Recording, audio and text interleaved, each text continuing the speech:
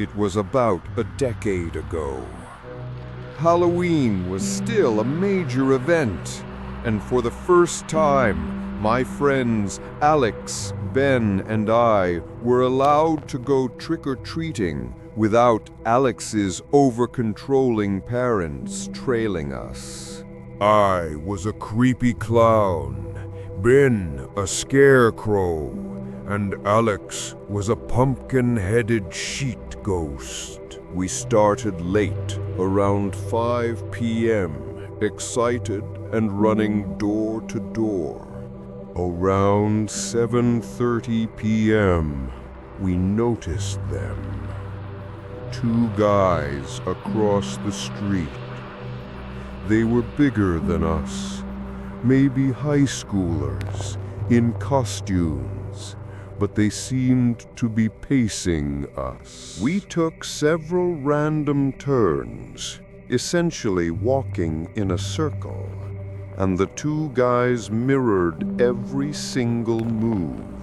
They were definitely following us. Against our better judgment, we took Alex's suggestion and bolted for a shortcut through the woods.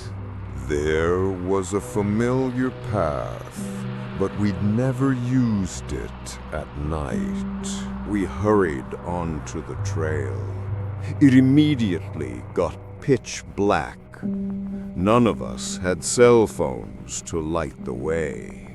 We stopped, spooked, debating if we should turn back. While standing there, we heard it.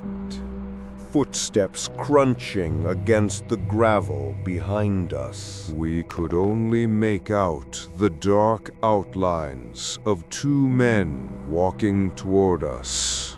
Ben, who was last to turn, swore he saw them break into a run as soon as we took off.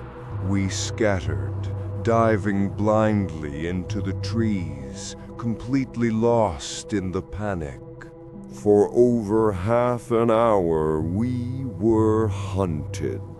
Every time we stopped to catch our breath, 10 to 20 seconds later, the running footsteps would catch up.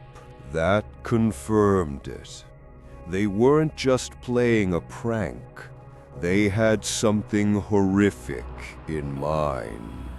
We finally burst out onto a street and somehow, blindly, ended up in Ben's neighborhood. We went straight to his house, locked ourselves inside, and stayed glued to the windows for the rest of the night. Later, sometime between 2 and 3 a.m., both of us woke up to the sound of 2 sets of footsteps walking up the driveway.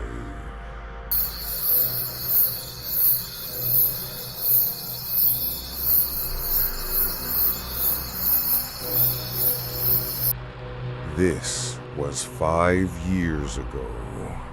I lived in a nice house in a large neighborhood, meaning the streets were flooded with trick-or-treaters.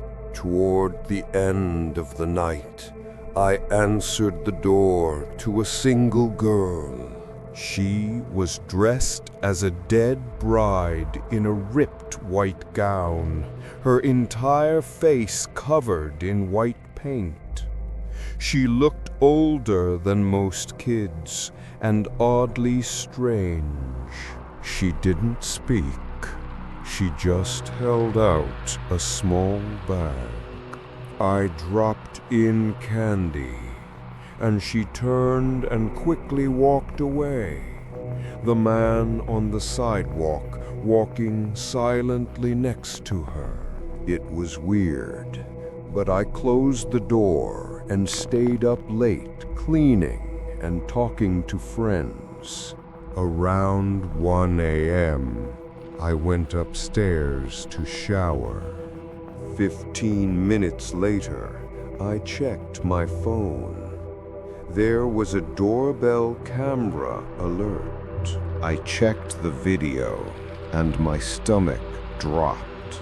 The girl in the white dress had reappeared, but instantly backed away out of the camera's view. I flew downstairs and looked outside.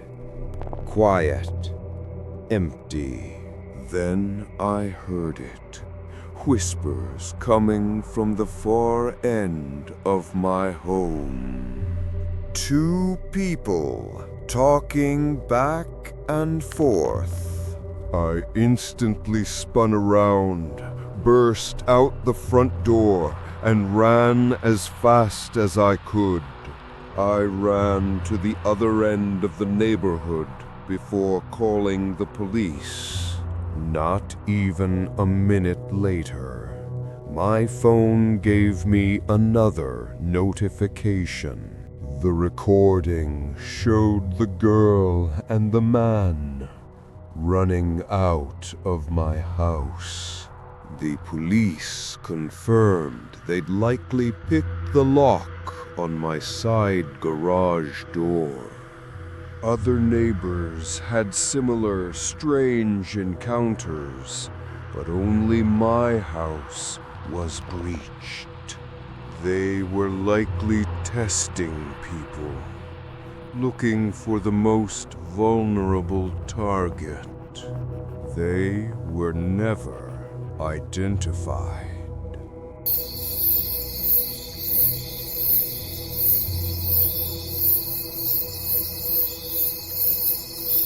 I was 15, and my friend Aidan and I had my house to ourselves on Halloween. Too old to trick or treat, too bored to do anything else, we settled on the most unoriginal thing, a horror movie in the unfinished basement. We turned off all the lights and were watching the film when we heard a thump from upstairs. Listening at the bottom of the stairs, we heard more, softer thumps, like someone quietly walking around on the floor above us. Then a deep voice called out, "Aidan, Aidan," repeatedly. An intruder was in my house, and they knew my friend's name. We dove into a small, dark utility closet. Seconds later, the basement door creaked open. A sliver of light from the upstairs hall shone down the stairs. The man walked slowly down. He began looking through boxes, searching through my family's old photo albums. After 5 minutes that felt like an hour, he went back upstairs. We waited what seemed like forever before I finally snuck out and called the police. But by the time I was able to get up, the man was already gone. He clearly knew who Aidan was and knew he would be alone at my house that night. He was stalking him, likely planning a kidnapping. That was our immediate fear, and it felt completely rational. Nothing ever came of it, and we never saw that guy again.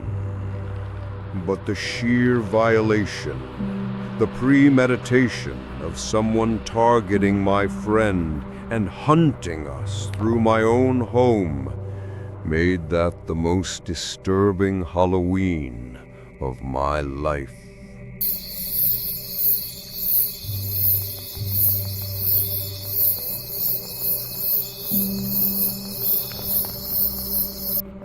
A few years ago, I lived in a quaint suburban home. I had one decoration, a small wooden ghost my sister gifted me. A week before Halloween, I got a knock. A man in his 40s with stubble, short hair, and a puffy jacket was standing there with a wide smile. He said he'd loved my Halloween decorations. I was confused, but said thanks, and he walked away. A couple of days later, he was back. I had just gotten home from work. He again complimented the single ghost, then tried to start small talk. I gave uninterested, one-word answers, trying to end the conversation. He was persistent, so I eventually closed the door in his face. He lingered for 20 seconds, contemplating knocking again before leaving. I hoped that was the end of it. On Halloween night, I was home handing out candy. Around 7 p.m., I opened the door for a few kids. I noticed him across the street. The man in the thick, puffy jacket was standing on the sidewalk, looking directly at my house.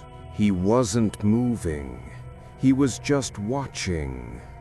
After the kids left, he walked the opposite direction, and I closed the door, trying to ignore the sinking feeling.